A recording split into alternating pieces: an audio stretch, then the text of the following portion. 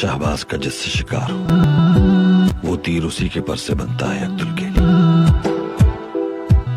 वालिदा, मेरा भाई, खानदान और मेरी शरीके हयात,